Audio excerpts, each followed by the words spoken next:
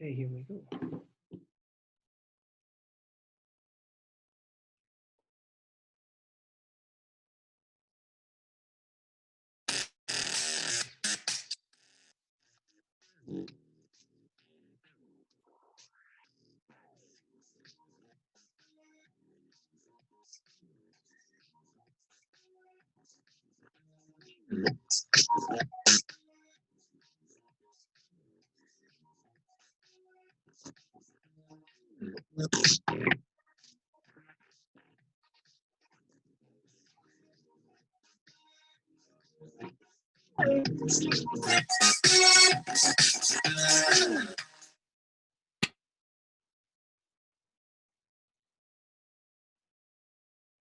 All right.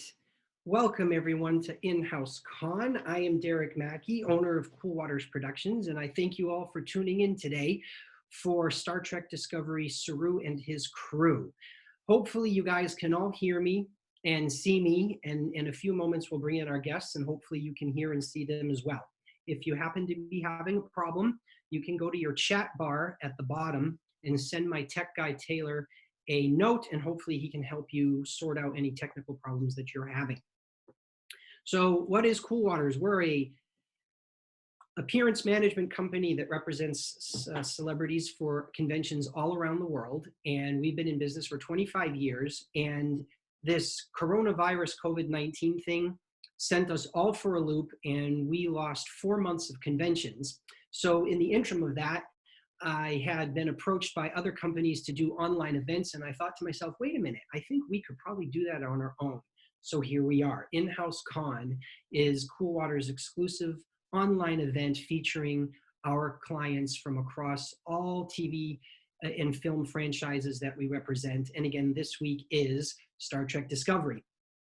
For those of you who want to know what else is coming up, you should check inhouse-con.com, because next weekend we are going to be having a Ghostbusters event. The weekend after that, on May 23rd, we'll be having our second Star Wars event. And then the weekend after that, May 30th, we will be having a Superman event. And I am pleased to say today, we were holding off to make sure, but with the success of last week and this week, we have decided that we are also going to be holding this event in June. Every Saturday in June, we will be hosting more InHouse Con events live with some of our clients.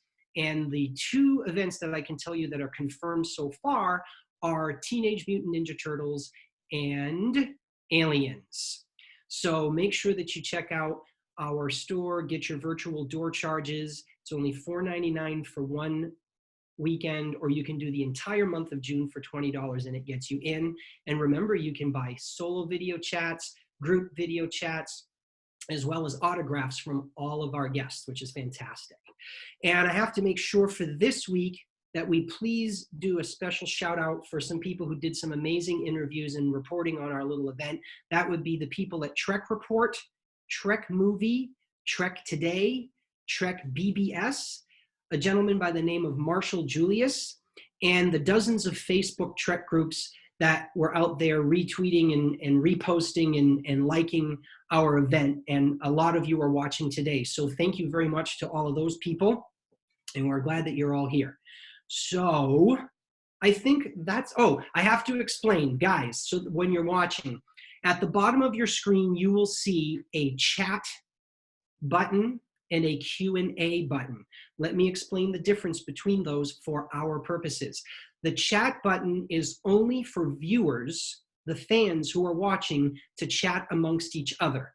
And you can send my tech guy, Tyler, a note on that. Myself and the panelists will not be looking at the chats. That is only for the fans. If you want to submit a question to be answered live on the air by our panelists, you need to use the other button that is marked Q&A. If you send a Q&A, I will be notified, I will bring up the questions, and we will sort through them accordingly and have the talent answer them live on air. We'll get to as many of them as we can. I do have some prepared questions already that I will also be asking our panelists, because I want you guys to get to know them a little bit more, because even though Star Trek is a very big part of their lives, they have done and do so much more than that. So without further ado, what I'd like to do now Well, actually, I was supposed to have this ready. Hold on one second. We're going to start bringing in our panelists. And in order to do that, I need to share my screen. So please understand, guys, that when I share my screen, that is so that you can see something that we've prepared for you. And when we share our screen, hopefully our other guests will be muted so that you can enjoy whatever's on the screen. So I'm going to do a screen share right now, and we will play a little video for you. Here we go.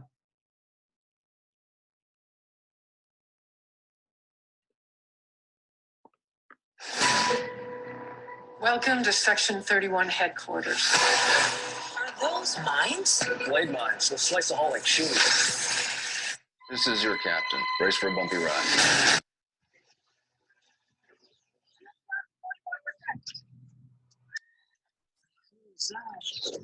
Very ambivalent.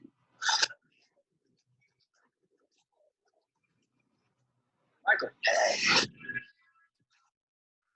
Fantastic. That is our welcome video for our first 3 guests, and I'm going to have my tech guru bring them on now. We have Hannah Cheeseman. Hi, Hannah. How are you? I'm so well. Nice to be here.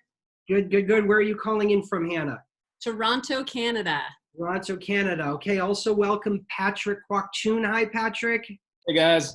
And where are you calling in from? Toronto, Canada as well. Toronto, Canada as well. And our third guest, Raven Dowda. Raven, how are you? Very well, thank you. And I bet you're calling in from Canada as well. Toronto, T-Dot.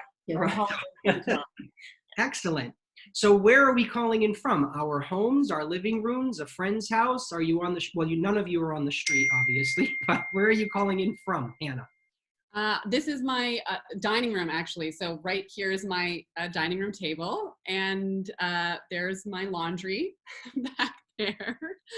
So that's what you have.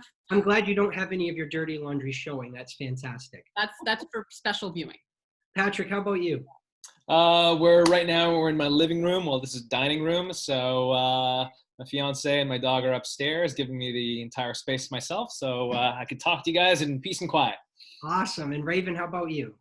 I as well. I'm in my studio loft. It's my apartment. So my bedroom is over there with just a mere divider. We're not going in that area. I'm here, bathroom just off camera there. So it's a beautiful little enclosed one room apartment. Excellent. Well, thank you for allowing me and the fans that are watching into your homes for today and for making time for us. And so now I'm going to ask my tech guy, Tyler, if he can mute and remove all of our video. And I'm going to do another screen share so that we can play another video for our next guest. So Tyler, if you can get rid of our video and audio, please.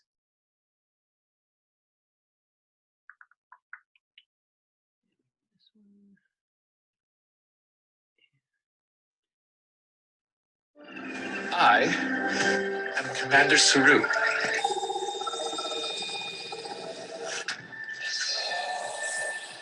We were biologically determined for one purpose and one purpose alone. To sense the coming of death. I sense it coming now. We have come to Pavo for your help. We have come to end this war. I'm so afraid. So afraid. I gave you an order. Do you understand? Captain Saru, I understand that you are upset. You're in command. It's a time of crisis. And your culture trains you to be on the heightened lookout for enemies. But I assure you, I'm not one of them. How dare you treat me like one of your xenoanthropology subjects? You're not an enemy, Burnhams. You are a proven predator. And I know this not only because my instincts tell me that you are, but because your actions show me that you are. I am deeply jealous that I never got the chance you had. To be Captain Bertrand's first officer. You stood by her side and learned everything she had to teach. The anticipated scenario, you would move up and out, captain your own starship. And I would take your place. I never got that chance. Black alert. Go.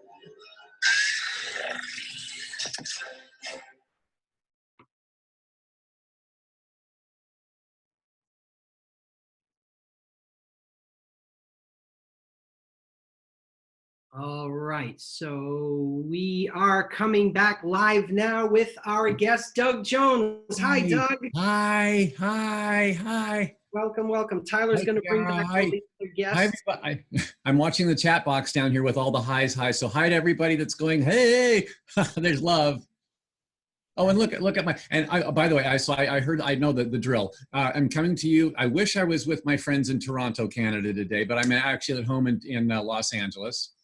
And I'm upstairs in a bedroom. As you can tell, Mrs. Laurie collects antique furniture. So, so I live in an old lady's house. That's excellent. Well, Yeah. Doug, thanks for taking time out of your day to join us today. I really appreciate it. Such a pleasure, my gosh. Awesome. So guys, we'll just jump right into it. And I've written some questions for all of you, and nothing is in any particular order at all. And if once we get to fans' questions, if there's some that are repeats, I won't ask mine. But I think the most important question, or the most interesting because of the fans' viewership that we have today, is what was it like to learn that you got a role in a Star Trek TV series? So Hannah, why don't we start with you? Yeah, so I mean, absolutely wild. I remember when I booked the role, I was already really good friends with Emily Coots, Detmer. So I actually texted Detmer to say, you won't believe this, but I'm going to be on the bridge with you next year. And she wrote back with a voice memo being like, shut the front door. And so it sounds like her. You know what I mean? So it was wild, and also because I had grown up watching Star Trek, so it was I mean, like stuff you don't expect to have happen, then suddenly it does, and you just count yourself lucky. Amazing, thank you, Hannah. All right, Patrick, how about you? It was pretty wild. I also grew up watching a lot of Star Trek. I even started playing the customizable card game, which I still have my deck. So when I found out that I got the part, I was over the moon, and I didn't know my involvement because CBS is so secretive with the scripts. So all I knew was I was a tactical officer.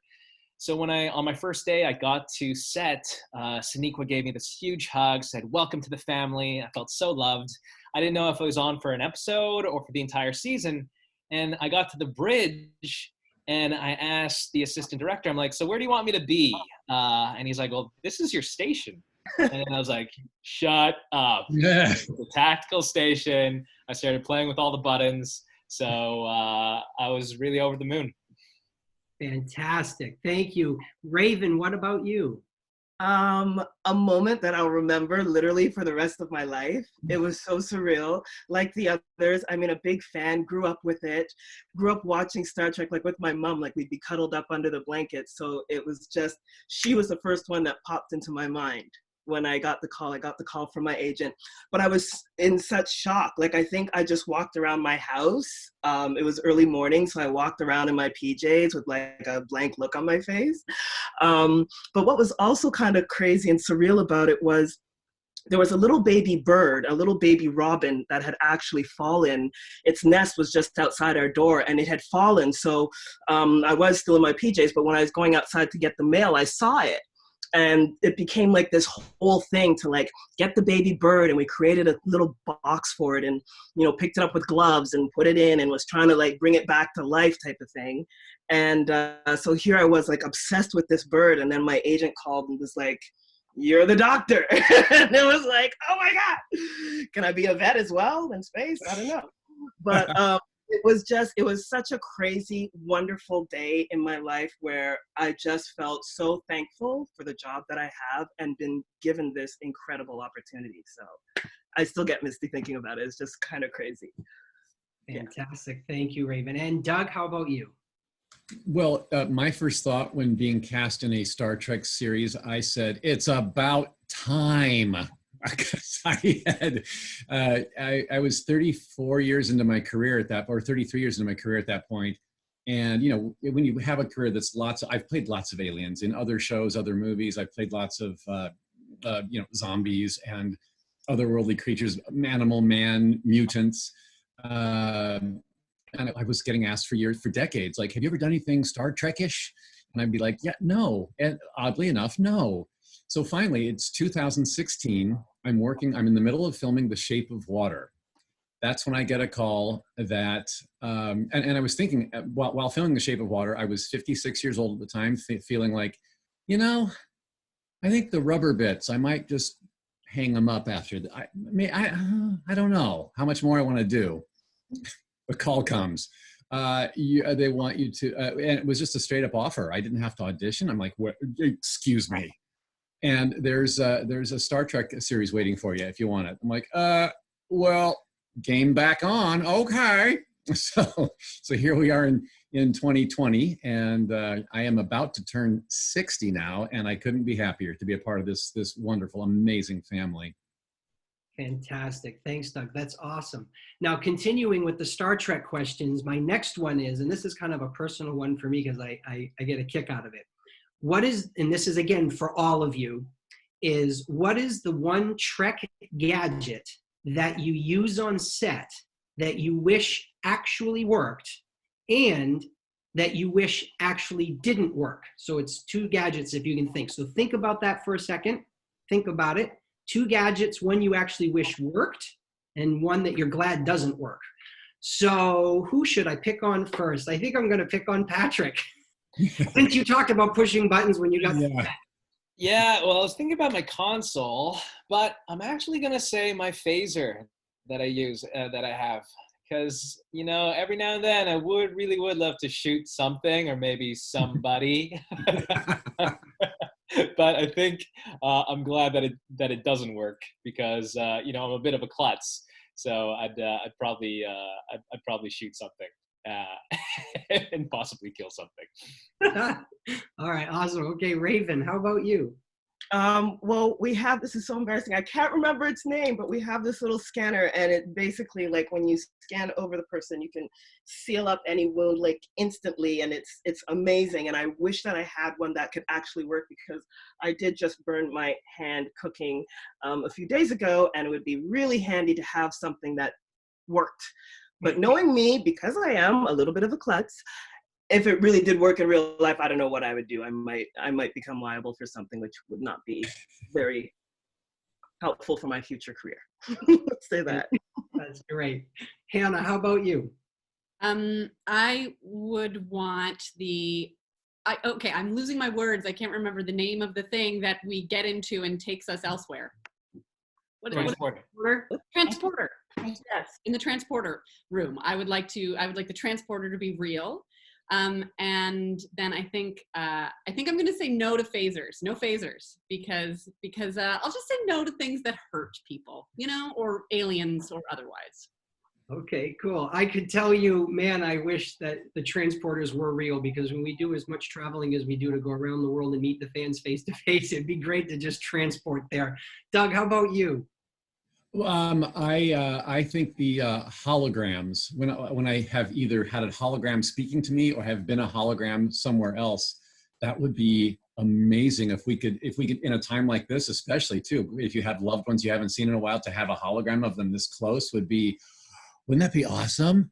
And the other one that I used to, I love the idea also of the transporter. In fact, the first time I was on the Starship Shenzhou and using the transporter there, I was like, it was a dream come true. That's my geeky thing. But also I hope that there is never a transporter, because to demolecularize and then to remolecularize somewhere else sounds, so much could go wrong, right? Am I wrong? Well, that's what Bones used to say in the original series. So you feel like him. Yeah. Yeah, I mean, you could have a hand coming out of your head, like, oh, that didn't work out. Well, okay, well, hey. Fantastic. I love it. Okay, so guys, before we get to some of the fan questions, one of the things that Cool Waters has been promoting out there is that our event is going to have exclusive content. And so fans, I've asked each of our guests this week to provide some sort of exclusive content to share with you, the viewers. And I'm going to start with Hannah first, because she's got some visuals that she would like to show us. And what I'm going to ask Tyler, my tech guy, to do is to please get rid of Doug, Raven, and Patrick's video. And Patrick, you will be up after Hannah, so you know what you're doing. So once the videos go away, and it's just Hannah and I'm going to share my screen, and Hannah is going to discuss a little bit about some of the pictures I'm going to flash on the screen. So here we go. First, we have to put up this is an in-house con exclusive. That's our little graphic. So fans, you're not going to get this anywhere else. This is here only with us. All right, Hannah, here we go.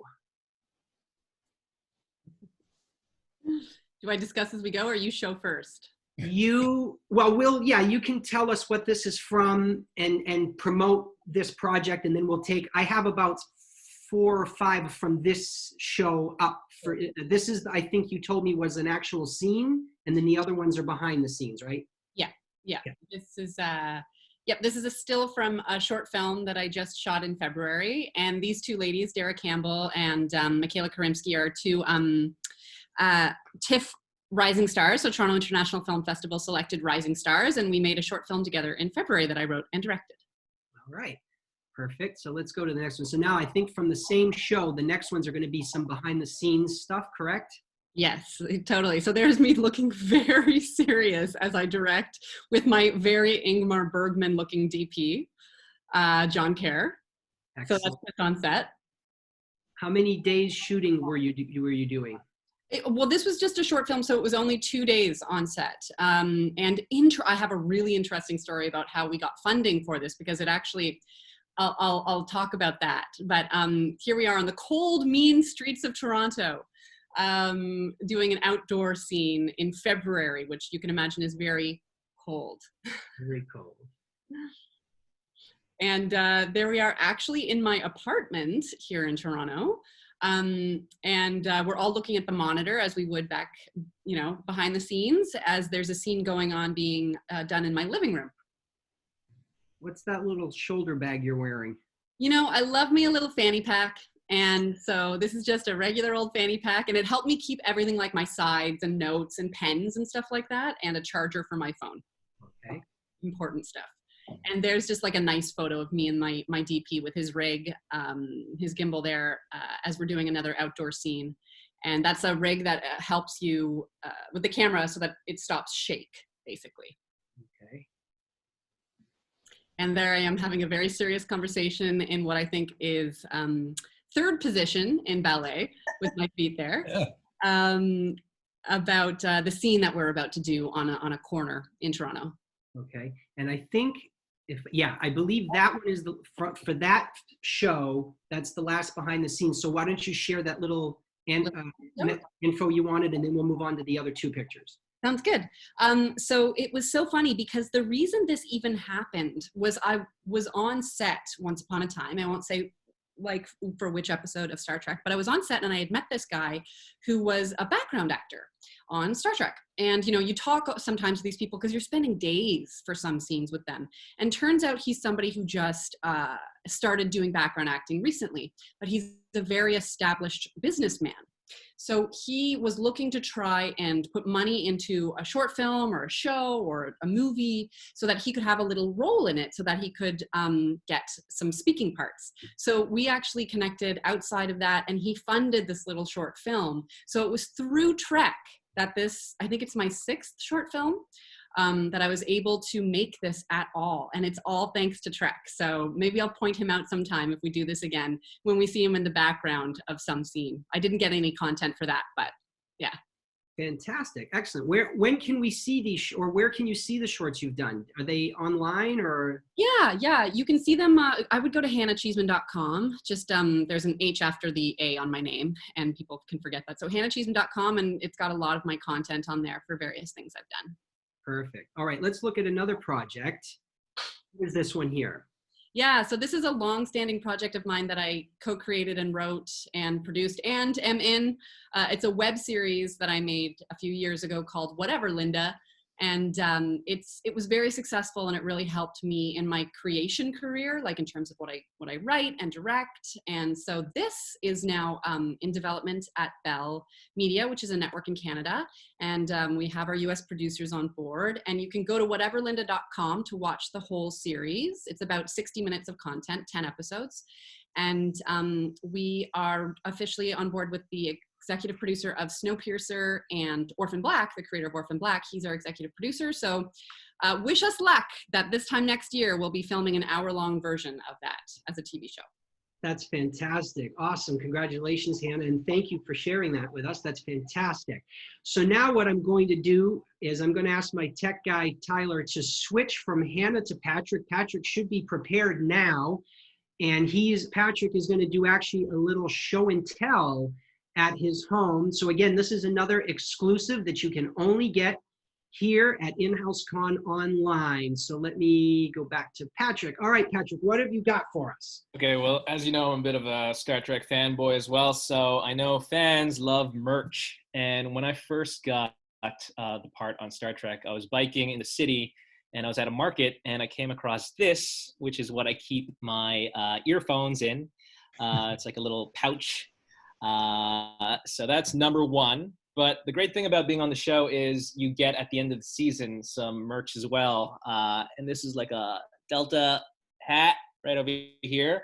What else? I'm going to run through this. A shirt that the FX department gave us. And these are all cast and crew pieces that are only given to cast and crew, correct? Yeah. Oh, that one's cool. Yeah, totally cool. This is something that we got this year, which is beautiful and really nice and warm. It's all black, but Star Trek Discovery Season 3. When I was in Star Trek Las Vegas last year for the convention, got myself a nice hat right here for the 50th anniversary. And also, you get to meet some fantastic people. And I met people who run Pop Culture Hero Coalition, which is an anti-bullying nonprofit founded by Chase Masterson. People know her as Lita on DS9. And she runs an anti-bullying organization called, well, it has Be Kind. So I got 2 of those shirts. Funny enough, I met Garrett Wong from Voyager, and he came up to me. He's like, "Hey, my Asian brother." And we started chatting, and he gave me a Captain Proton t-shirt, which is awesome. And now, this is the big treat. This year, Sonequa gave us, as a little cast gift, a little notebook, which I love, with a lovely little note, which I don't have. I kept it in the box, but this is really great. I don't even want to write in it because I don't want to ruin it. 2 more things. Yeah. The art department came up with a coloring book at the end of season 2. And this is awesome. I can't show all the pages because there's so many. And this is something else you're not going to write in, I hope. No, God, no. But I want to show one page in particular. And it meant a lot to Anson Mount, who people know as Captain Pike. And Anson would always bring his dog Mac to set. But Mac unfortunately passed away. But the art department was kind enough to include Mac in the book. And so you have Anson Mount and little Mac right over there with his tongue sticking out. Lovely. This is awesome. Finally, the fine folks at CBS gave us this really cool gift. And I'm going to switch it on right now. Hold on a second. Oh, wow. Yeah. So I've gotten the entire cast to sign it. So I'm actually thinking about giving it to my brother-in-law, who's also a fan, but he lives in London right now. So that's about it. That is fantastic. Thank you, Patrick. That's fantastic. All right, let's have Tyler bring back all of our guests. We're going to take some questions from the audience.